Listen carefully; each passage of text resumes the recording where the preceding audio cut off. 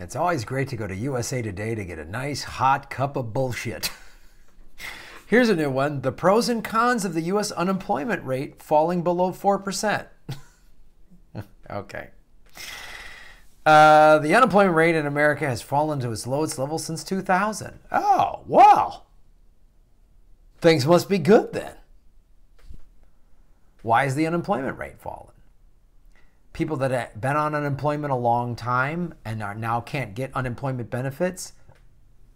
So if you can't accept unemployment benefits, then it looks like fewer people are accepting unemployment benefits if they've already run out. People are not getting unemployment benefits because they're doing the gig economy. They're driving for Uber and they're waiting tables and this, that, and the other thing. Or they're working full-time at an Amazon shipping house, warehouse and still have to go on food stamps.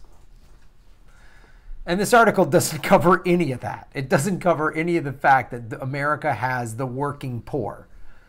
60-some% of this country couldn't afford a $1,000 emergency. People are working.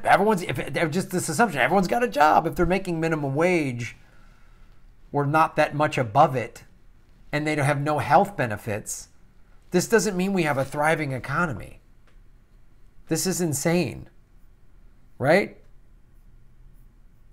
It says, and while the 3.9%, while the 3.9% unemployment rate sounds like good news, it's a bit more complicated than that.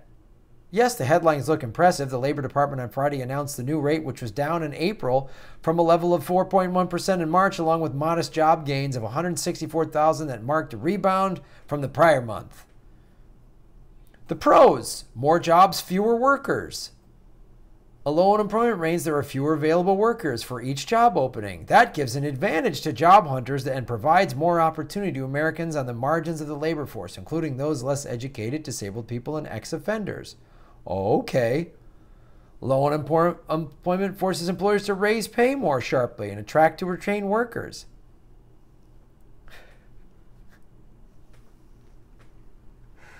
No.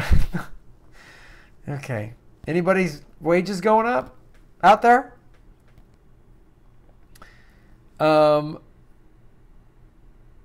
In April, for example, annual earning gains edged down to 2.6% from 2.7%, although that's still up from 2.5 average the past couple of years.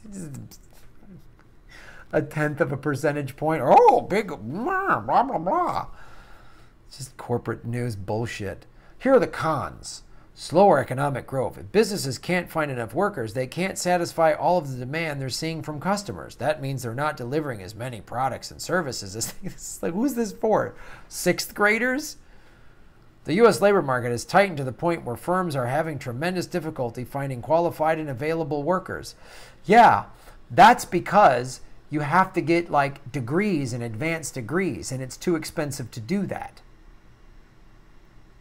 And if you live in one of the massive depressed parts of this country and you can't afford college tuition because it's gone through the roof, you can't get the degree that gets you even in the running for these high-paying white-collar jobs. So you have to do blue-collar work or drive Lyft or whatever. That's all you can do because you couldn't afford because college is too expensive. And those that do go to college have crushing student loan debt. Gee, none of that's in here. Huh. Right? In April, unemployment fell because there were 236,000 fewer people in the labor force, which includes Americans working and looking for jobs. That's not a happy development because a happy labor market should draw Americans in from the sidelines. Jesus. The portion of people over 16 working or looking for jobs slips to 62%. 62.8% from 62.9. Oh, Jesus. It's nothing. A caveat is that a big reason that share has fallen is that baby boomers are retiring, a long-term trend that's expected to continue, right? God. They just spew out this bullshit. It's unreal. This is USA Today. And then what are the other ads on here? Buffett takes more Apple but drops Big Blue. Oh, let's learn what Warren Buffett's doing. Teachers struggle with crushing student loan debt, stagnant pay. All right. Then there's an ad for private jets flying. And then all this other bullshit ad content. Free house flipping. Remember Tombstone? Here's what you probably never believed. It's all nonsense. It's just nonsense. They just put these things up here. The pros and cons of the unemployment rate falling below 4%. In the richest country in the history of the world, is this country, everyone could have an amazing job. Rebuilding the country, green technology, helping make the world a better place. Instead, this is just another marketing thing for, isn't capitalism great? We'll ask a couple pros and cons to act like pretend we're real journalists, but this is just, yay, capitalism.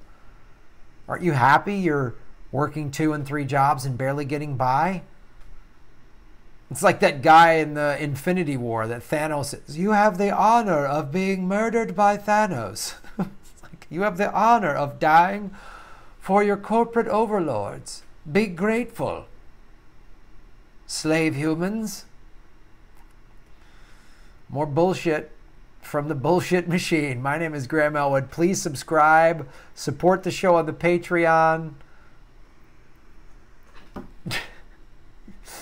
Because the corporate machine doesn't want me to talk about this. They want me to talk about how great capitalism is. And the only debate I should be having is how we should go to war in Syria and Iran. How the military-industrial complex is great. Those are the debates. They don't want anyone talking about this stuff, calling out their nonsense. Vote for progressives in this midterm. Vote for third party. Vote for socialists. Vote for the Green Party. Just get the corporate people out of there. Don't back the CIA Democrats who are watching this show. Hello, Deep State. Thanks for watching. My name's Graham Elwood.